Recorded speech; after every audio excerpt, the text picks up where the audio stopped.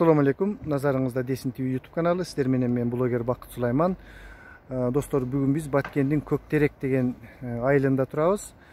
Курулуш иштери мына көпчүлүгүңүздөр күтүп жатасыздар. Ушул бизге күздө элдерге убада кылынган үйлөр бүтөйүн деп жатабы, эмне болуп жатат? Мен ошондой атайын жергиликтүү балдар менен келдим. Ушул Көктерек айылына сурадым. Бул жерде ушундай строй бригада иштеп жатыптыр.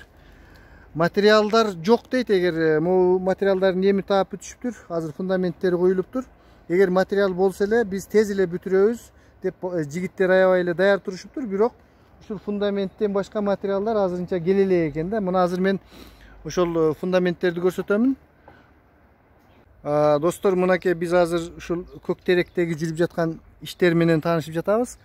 Мына ушул талкаланган Көктерек айылындагы үйлөр мына моундай болуп өрттөлүп талкаланып кеткен. Ал эми бул болсо ушул бүтүп жаткан иштер мына эч кандай тез арада бүтүрүүгө шарт жок окшойт. Эгер бирок бул жерде мен жигиттер менен сүйлөштүм, курулушчулар менен. Материалдар келсе эле биз тез бүтүрөбүз дейт. Азыр болсо ушул фундаменти гана бүтүптүр. Мына бирок аябай сапаттуу эле коюлуптур. Бирок достор, качанга чейин? Эми мына азыр суук түшүп бара жатат. Мына азыр деле суук эле экен бул жактарда. Куюлган бойдон турат. Эч кандай мындан башка иш жүрбөптүр. Бул бир айдан бери биз куруп жатабыз дейт. Ушул материалдардын келгенине бир ай болуптур. Ал эми калган материалдар болсо жок экен достор. Мына ушул негизинен жүрүп жаткан иштер. Мындан башка да бүт негизинен фундаменттер курулуптур. Ал үстүн да көрөбүз.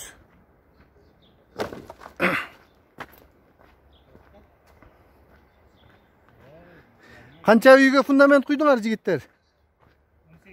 18. Урматтуу көрөрмандар, бул курулуш бригадасындагы жигиттер 18 үйгө фундамент куюп бүтүшүптүр. Эгер материал болсо, үстүндөгү өзүңөр урасыңарбы, материал болсо же башка балар?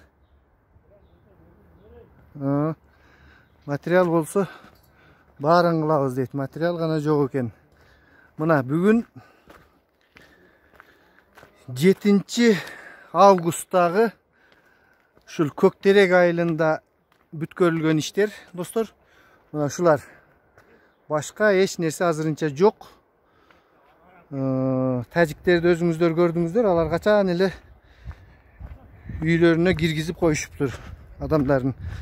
Бул бүгүнкү биздин биринчи берүүбүздүн башталышы. Мына жигиттер иштеп жатышат, аябай каттуу иштеп жатыптыр.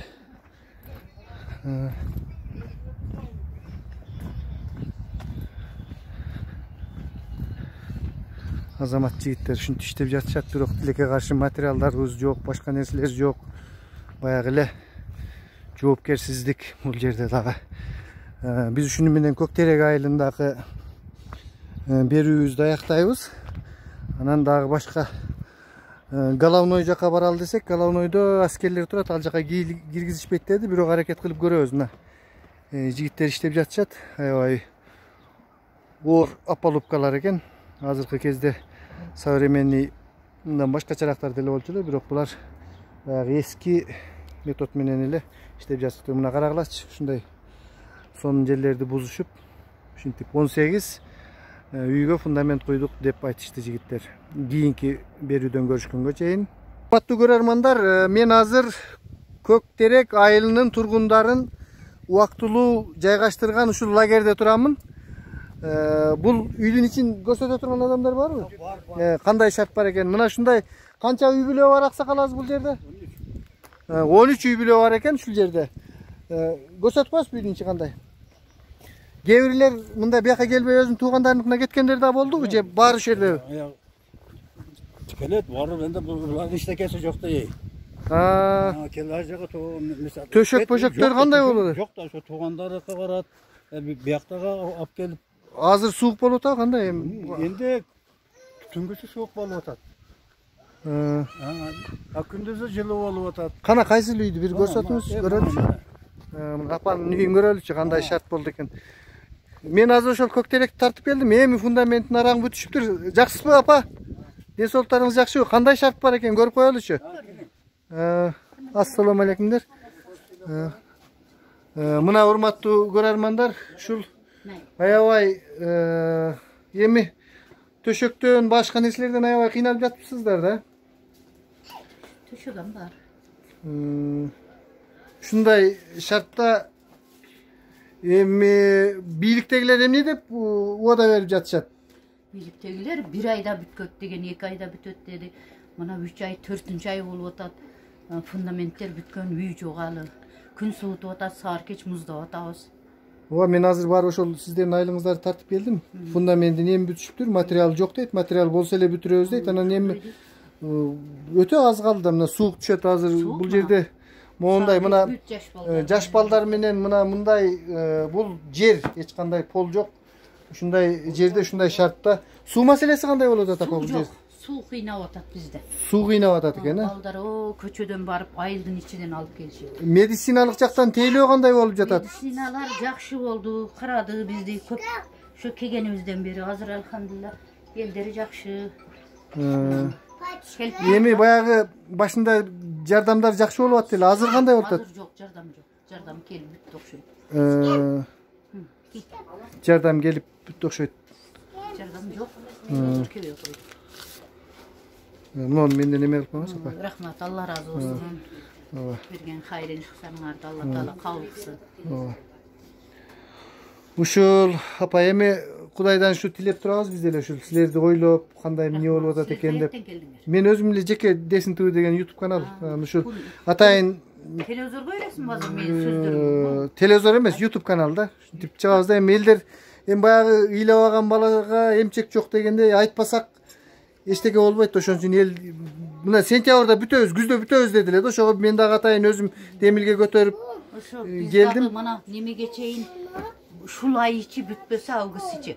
Августтун 15-ден күн суутат эми бизде. Мынандай шамал боло берет, жан, бетте жашоо кыйын. Жашоо кыйын. Кантебиз деп өзүбүзчө азыр ойты бир жактарга барып неме кылып келдик.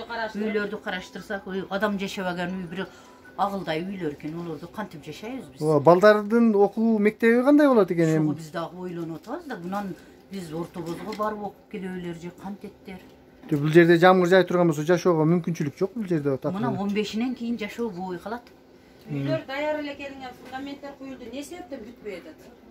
Ошону биз ага карап материал келбей атат деп мен жана уста балдар менен сүйлөштүм. Эгер материал болсо эле биз сразу эле бүтүрөбүз дешти. Анан сразу кантип үстүнөн үй болуп аткандан кийин бир күн, 2 күн деле бүтпөйт. Ооба, жамгыр жааса стройка токтоп калат. Эми ушундай күндөр башталат. Ысыктын жайында бүттү энди, мына июль өтүп кетти. Ушу мезгилдерде бүтүрүш керек эле. Апа эми мен ооба сөзсүз эң көйгөйлүү ушул аксайлыктар менен сиздер анан дагы кайсы бир 2-3 айлык алып турду ушул Баткендин тегере. Көктеректе биз толук күйүп кеткен, барып көрүп келдим дейсиң. Биз азыр ушул мына тепелерде отурабыз. Бетте отуруп жашоо кыйын да энди. Майли эми күн ысык малда жакшы эле. Азыр карасаң эми ал убакта ишенип аткансыздар да, мына тезирээк бүтүрө калышат деп. Немеге чейин бүтөт экен, июндун акырыга чейин, июлдун акырыга чейин деп аттык. Мына эми август кирип келди. Августтун мына адеби бүгүн 7-си болуп 7-си болуп калды. Анан тез эле чыгып кетет күндөн күн. Анан август чыккандан кийин. Апа, бийликтегилерге сөзүңүз барбы? Айтып коюңузчу. Бийликтегилерге мен не демек элем, суранам. Сураныч силерден. Биздин үйлөрдү тезирээк эле бүтүрүп берсеңер экен, мынандай чиедей жаш балдар менен бул капада отуруш биз үчүн кыйынга туруп атат. Бир күн, 2 күнгө болсо мейли экен. Мынанда биз айлап жашагандан кийин жашоо кыйын, кыйналып атабыз. Сураныч бизге тезирээк эле үйлөрдү бүтүрүп, бизди үйүбүзгө киргизсеңер экен. Биздин чек араларыбызды чечип берсеңер экен. Тажиктер менен кыргыздар аралаш жашайбыз биз. Границаларыбызды тактап берсеңер, суранабыз. Рахмат апа, жакшы калыңыз. Нануз дейм, мына ысыкдан келди мына. Кана. Бисмилла, нануз сыйып коелу бизде. Кана. Мейли, рахмат. Мына нануз сыйдым. Нануз сыйдым, рахмат. Çok rahmet sizge de olsun. Ova. Nege, rahmat. Rahmat sizlerden Allah razı olsun. Suranabız sizler dagı biyiliktegilerge jetkirgile eldi körüp geldi, kıynalıp yaşap atışat eken dep aytıp bargıla. Murda emi mına бүтүп калат, мына бүтүп калат деп биз бейкапар болуп отурганбыз. Эми балдардын мектеби, жаш балдар садикке бара албай турушат. Садикке эми узак алыста. Ооба. Эми апа кыжалат болбой туруңуз ушул Аллахым ушул сиздерге дагы бир рахмат силерге ушинтип келип ырайымын тийгизип тезирээк ушул бийликтегилер проблемаларды чечип берсин апа. Жаман жүрөк ооруйт экен да мындай. Көрүп келдиң, сен дагы içine fundament bütün oğun gördüm. Birinci oyun bolup жатканды көргөнүмдө ыйлайт элем. Ооба, көрдүм. Ооба. Болуп турем апа, жакшы калыңыз. Мына урматтуу көрөрмандар ушунча 13 үй бүлөдө ушул жер 13 кожолук ушул жердеге мына ушундай шамалдар жүрүп, ушундай суук түшкөн учур келип калды. Элдер кыжалат болуп турушат. Урматтуу бийлик төбөлдөрү тезинен ушул проблемаларды чечпесеңиздер болбойт. Мына кыйынчылык, аябай кыйынчылык. Азыр жаан жай турган болсо, бул жерде басканга мүмкүн болбой калат. Жашаганды мындай кое туруп. Могу кепелердин алдына суу кирип кетет экен. Мүмкүн эмес биякта жашаганга бала чака менен. Мына шамал, суук, мына жамгыр жай турган болуп турат. Сөзүңүз барбы, аксакал?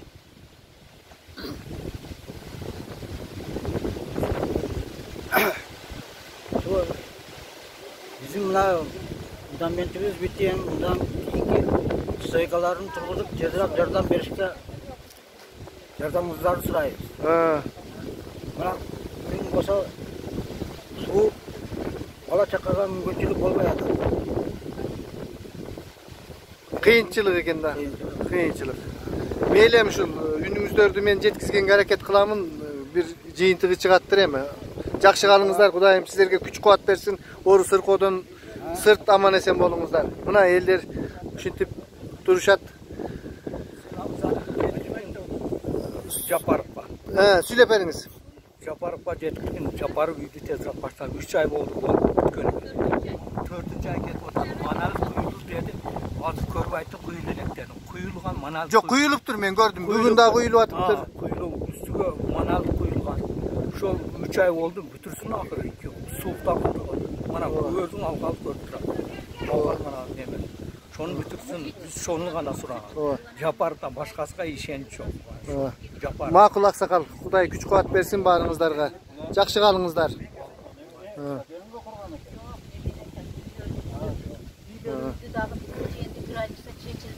Болуптур, жакшы калыңыздар анда.